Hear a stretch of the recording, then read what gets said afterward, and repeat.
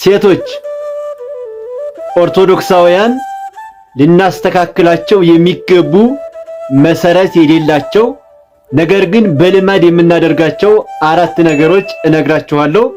ሼር አድርጉት።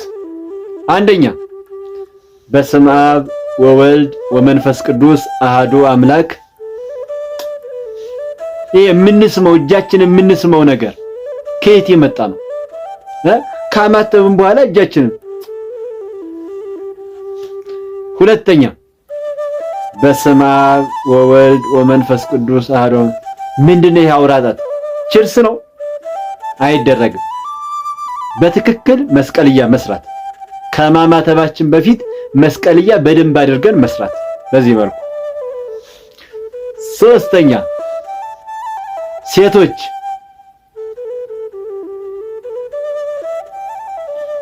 የምታረጉት ነገር እንደዚህ ተሸፍናችሁ የምትጸልዩት ነገር ከየት የተገኘ ነው? ሐዋርያው ቅዱስ ጳውሎስ እኮ ሴት ልጅ ራሷን ትከናደም እንጂ አፍንጫዋን እንደዚህ እስከ አፍንጫዋ፣ ይሄ የትዕቢት ምሳሌ ነው።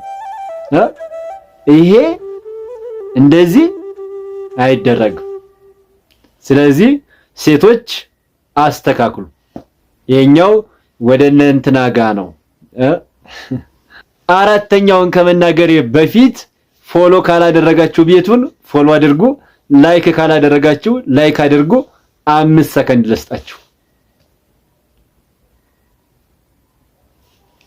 አራተኛ ኑዛዜ ሲሰጥ እግዚኦ መሐረነ ሲባል ማለት ነው።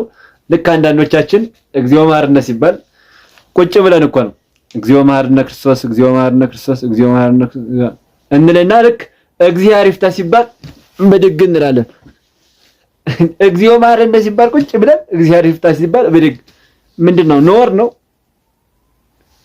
ክብር ከሰጠን እግዚኦ መሐረነ ሲባል ተነስተን እግዚኦ መሐረነ ማለት እንጂ እግዚኦ መሐረነ ሲባል ቁጭ ብለን እግዚኦ ብለን ይፍታ ሲባል ብድግ።